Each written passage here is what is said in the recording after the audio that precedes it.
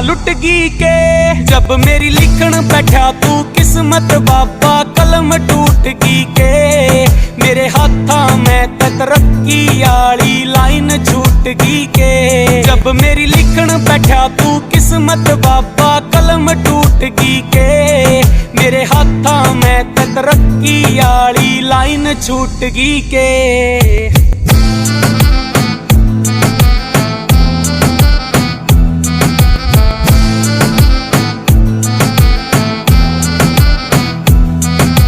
जीना करता जीने का या जो बीती मेरे पे, वर्त राख के तेरा ही